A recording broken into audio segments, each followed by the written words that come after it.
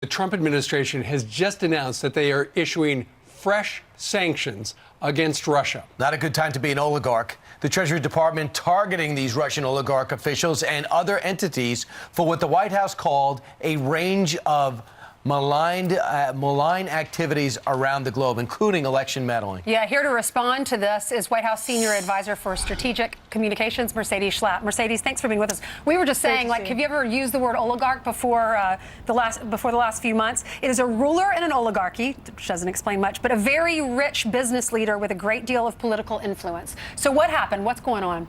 Well, this is in response to the CATSA law that was signed, that Congress passed and was signed by the president. The administration is holding Russia accountable. Obviously, these are dealing with the issues of election meddling, among other things, and basically holding Russia accountable for their actions. And of course, we do know this administration did announce some sanctions back in January of this year, Mercedes. But this is not just about the election meddling. It's about Crimea. It's about Ukraine. That's it's about Assad. It's about Syria. It's about attempting to subvert Western democracies. That's the election part. And cyber activities. So you've targeted these oligarchs and these Russian business leaders and officials. So Yes. what are you going to do to them now that you've targeted them? Clearly, these are additional steps that the administration has taken. As you mentioned, Brian, this administration has been tough on Russia. We've worked closely with Ukraine. We saw the action that we took in expelling 60 Russian spies from our country. This is a continuing process that we're working on to ensure that Russia's bad behavior ends, especially when it comes to the issue of election meddling in this area and across the globe. Mercedes, a couple of things. We saw after the 60 explosions for the nerve gas attack, the Russians did the same thing to us. In fact, yesterday, I believe a lot of our officials left for us in a bus out of Moscow. So I'm just wondering, do you expect Russia to retaliate? And would that affect another wave back at them? Look, what we all want at the end is good relationships with Russia when it comes to being able to have a stabilized region. But that, of course, would include that Russia does not move forward with bad behavior. What we've seen when they used the nerve agent, we stood with our allies on this issue, and we took action.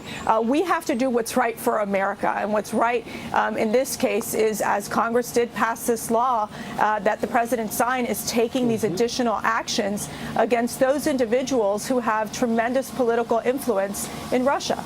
Well, this is breaking news, and I know more will be developed a little later on. Meanwhile, let's talk about something we've been talking about all week long, Mercedes, and that is the illegal immigration into this country. The president wanted a wall. Congress didn't give him enough dough to build but a couple of miles. But now we're hearing that the president said yesterday on Air Force One, coming back from West Virginia, he wants between 2,000 and 4,000 National Guard troops along the southern border until the wall is built. I know the federal administration is speaking to the governors in each of the states. How's that going? Well, let me tell you, the president is taking such a leadership role when it comes to border security. He understands clearly that border security is national security.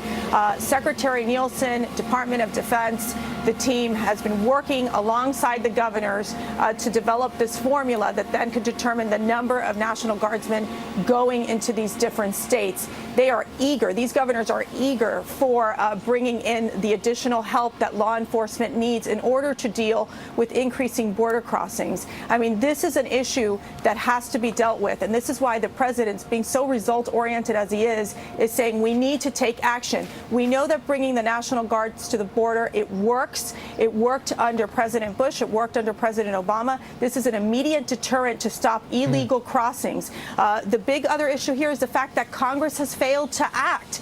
Democrats don't want to come to the table.